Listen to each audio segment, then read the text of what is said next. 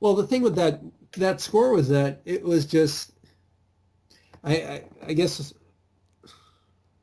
on an ideological or maybe a philosophical basis, the score is so simple, and I guess we associate things that are very simple with things that are very primal, and that's what Spielberg wanted. He wanted something that was primal because if you watch the movie, it's a very primal movie, and that's exactly what that score was. It was primal, and it was so simple with just those couple notes, and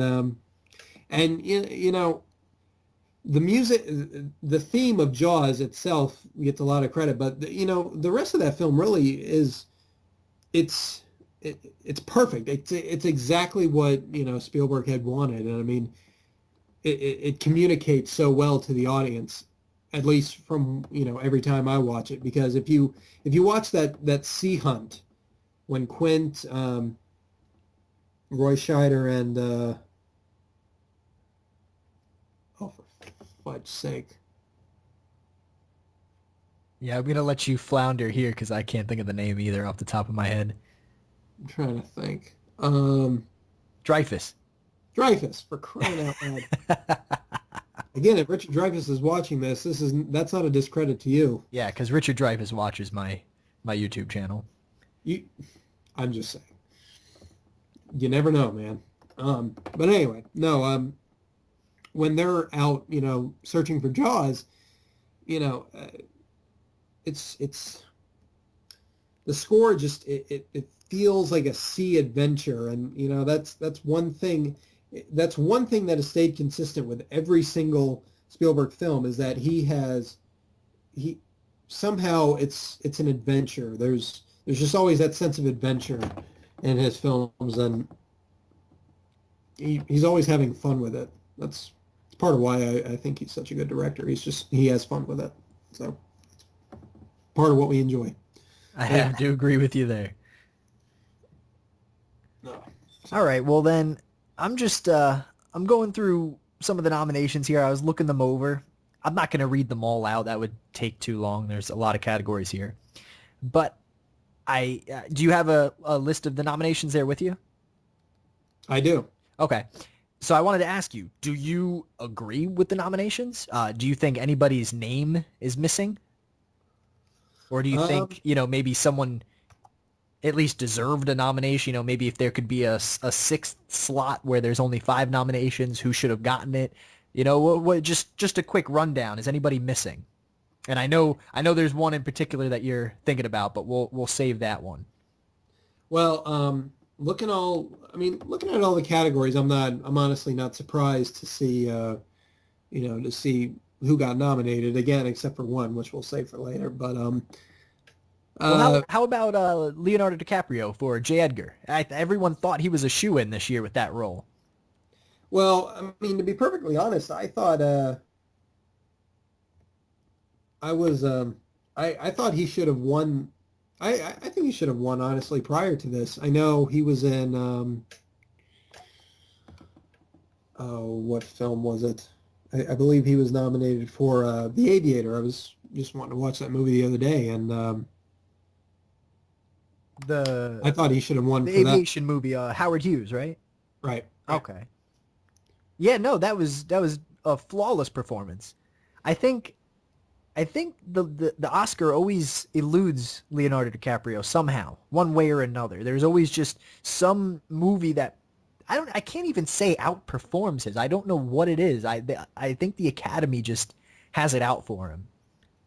Because Well, I did not see J. Edgar, so I don't want you to think I'm, just fully in but love with this movie. I'm kind of just talking from what I saw and from what I read, interviews and everything, what he put into that character and what Clint Eastwood put into that film. And it just surprises me that I don't see it really anywhere, except for, I think, supporting actor. No, he didn't even make it. I know Army Hammer was supposed to be up for one, but yeah, no, I don't even see it here. And it just surprises me. I kind of feel like the Academy has something out for him. well, the same thing could have been said for Martin Scorsese, because up until hmm, trying to remember which film he won for. I believe it was The Departed. Yes, The Departed won Best Film, actually. What was it, 2007? Right. Well, a lot of the Academy apparently had snubbed him a bunch of times too, and that's why they figured, The Departed had such a great buzz about it, and I honestly watched it the other day, and it really is a great film. It's a great crime film, as as usual of Martin Scorsese, but he had been snubbed years before, and that's what the big buzz was about that year. And it was, when I saw Spielberg, I believe Francis Ford Coppola, and I believe George Lucas as well, they were all out there, and they presented that award to him. So, I mean, I'm glad he finally got nominated. So, if anything for Leo DiCaprio, he's just going to get snubbed until, he's in his 60s, and he's going to basically, then he'll get nominated. Or then he'll actually win the award. So Yeah. Well, didn't Martin Scorsese, you were just talking about how he got snubbed. He just won a Golden Globe a couple weeks ago, didn't he? Probably for his film Hugo, yeah. Yeah, he actually took Best Director for that one. Did you ever get around to seeing Hugo? I didn't get around to seeing Hugo. I've heard it's a really good movie, and I mean, I've seen trailers for it, and it does look amazing. I mean, what I thought was cool was that, Spielberg put out a kid film, or I guess not a kid film, but a really adventure fantasy type of movie, and that's what Hugo looked like, and that's what Adventures of Tintin, Spielberg's movie, looked like. And honestly, what I thought was Hugo seemed to have more substance to it than Adventures of Tintin. Tintin seemed like a very summer movie adventure fun kind of story, but Hugo, actually, it seemed like it had a lot of substance to it. And Scorsese has always something very deep to hit home in his films. So it didn't surprise me. But no, I never got around to seeing Hugo. But from what I hear, part of it has to do with filmmaking back in the early days when it was nothing but Nickelodeons and low booths you go in to watch flip cards play out in front of you. So before Super 8. Yeah, before Super 8 even, yeah. Okay.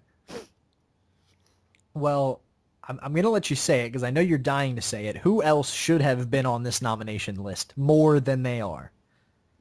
Well, it did get nominated. I thought Deathly Hallows Part 2 should have, at the very minimum, been nominated. I think it deserves that. And I mean, for them to only have 9 films, and for them even to not fill that one slot with Deathly Hallows, even if it was below standards, I think it kind of had it out, which doesn't surprise me.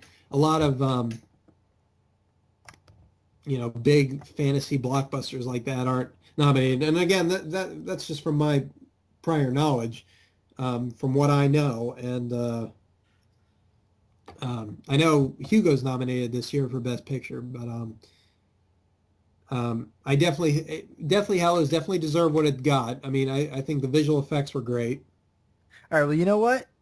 I think we could probably fill a whole nother show about the Deathly Hallows. So what I'm going to do, I'm going to ask you to come back and join me next Friday, and we're going to do the show exclusively on Deathly Hallows, what categories it should have been in, maybe what it outranked, and we're just going to get all of that off our chests next week. I think we could fill a full show with that. All right, that sounds good to me, man. All right, so I want to thank you, Mr. Miles, for joining us today on the Friday chat. Appreciate you having me on. All right, and for everybody out there watching, I want to thank you very much. If you enjoyed this video, please leave a like rating and leave a comment for any suggestions you might have, any questions you might have for Miles while we have him here with us. And until next time.